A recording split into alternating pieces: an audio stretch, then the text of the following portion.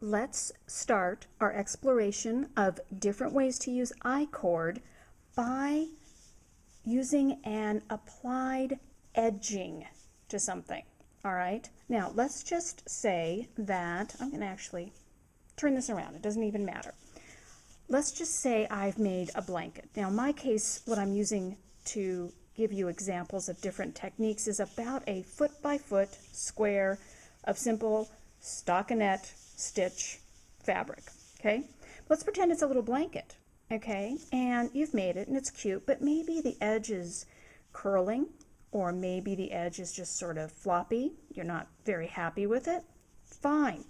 You can add an I-cord all the way around, which I like doing because it gives a little bit of stability, and it can be a different color. And I also like because it keeps the edges, I don't know, a uniformity of the edges. Now, here's the thing. When you're making an I-cord and you're attaching it to the edging of something, you might want to consider going up a needle size from what you originally used on the fabric, because sometimes you want I-cord to be really stretchy, and sometimes you just need that extra needle size. Okay, now when I'm doing something like this, what you're going to want to do is pick up stitches along the edge that you're going to be using to attach the I-cord. I like to use a circular needle, and the reason I like to do that is because I can go through and pick up almost an entire side of a blanket, let's say, as opposed to using a double point needle, which only allows me to pick up a few stitches at a time. If I have a 32-inch long circular needle, I can pick up, you know, lots of stitches, and then I can move right along at a nice pace. Okay, the other thing I want to point out while I have the opportunity, in case you didn't realize it, you need to realize that stockinette stitch, I know I've got this upside down, but the other side of the sampler's got the tail ends, and I don't want to deal with those right now. Anyway, stockinette stitch is taller, wait a minute, let me see if I can get this right. Yes, it's taller than it is wide. Anyway, the point of it is, if you are picking up stockinette stitches, you want to pick up 2 stitches and skip 1, 2 stitches and skip 1, 2 stitches and skip 1. Otherwise, you're going to be picking up way too many stitches and it's going to be all poofy. Okay? So, let's just do it like this. See if you can see what I'm doing here. I am going to go down between the stitches, right along the edge, and see how I pick up 1 stitch there, and I pick up a 2nd stitch, and I skip a stitch, kind of push it down. Then I pick up a stitch, and I pick up a stitch, and I skip a stitch, and I pick up a stitch. And what I would do is do this all the way up to the top, and actually to the top and then around. Okay, I'm going to get back to you after I've done that. All right.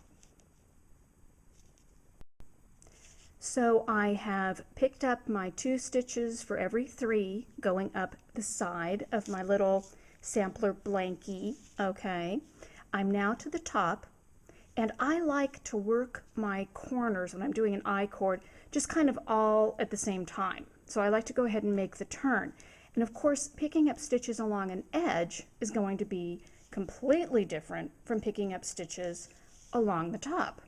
And along the top, you'll notice your cast on or cast off stitches. There's half of a stitch that's close to you and half of a stitch that's kind of far away. I like to just kind of go into the back of the far away stitch. Doesn't really matter. You can pick up, if you want, you can go through and pick up through both of them. But it's really easier if you just have 1 half of the stitch. Depends on how solid, but this works really well. So, by having a circular needle at my disposal, I am able to then pull it through, and notice how the flexibility of the cable lets me have the side stitches and the top stitches all at the same time. That's what I like, rather than picking up stitches with just a double pointed needle. All right.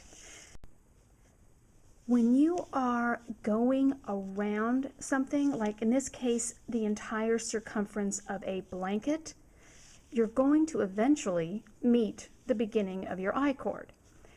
That is why I recommend you use a provisional cast on, because when you finally get all the way around, you'll be able to use a Kitchener stitch to join the two ends.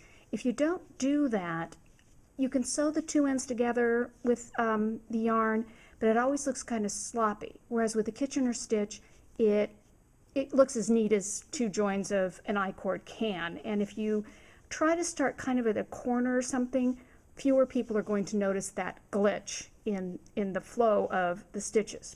All right, now I want to introduce you to yet another positive for using a circular needle when you are applying I-cord. I'm sitting here, I've got my picked up stitches. I have the other end of my circular needle. If I do this, I can do a provisional cast on. I'm using this lovely blue, so you'll be able to see all the things I add to our little sampler.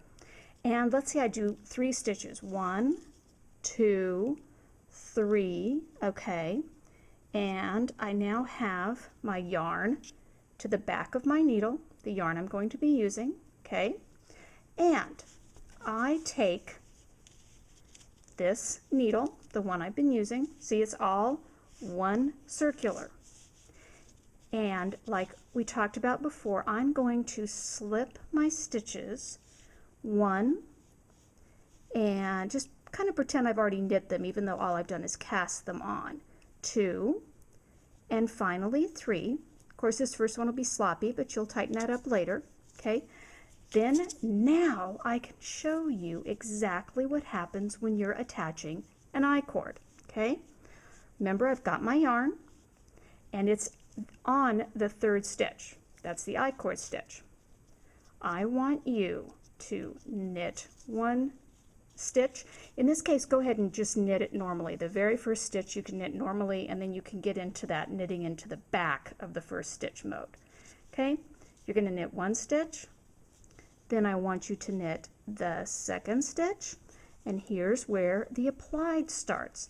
You are going to knit the 3rd stitch and the first, the one that's your body, the green, together. Now, it doesn't really matter. If you want, you can do slip, slip, knit, or you can do knit 2 together. All it does is change the way it looks. As long as you do the same, doesn't matter. I'm doing knit 2 together. Okay?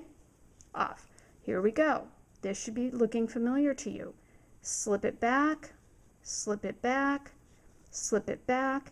And now that you've started that beginning, you can knit into the back of the first stitch of your I-cord. Okay? You're going to knit into the back to kind of tighten up that outside look.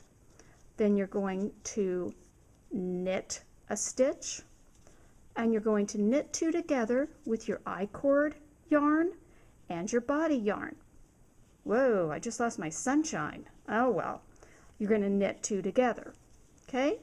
Now, I am going to continue knitting the attached I-cord edging until I get up to that corner. Then I am going to do another video that's going to show you how to turn a 90-degree turn with your edging. And that could be at the bottom of a sweater, or obviously the 4 corners of a shawl or a blanket.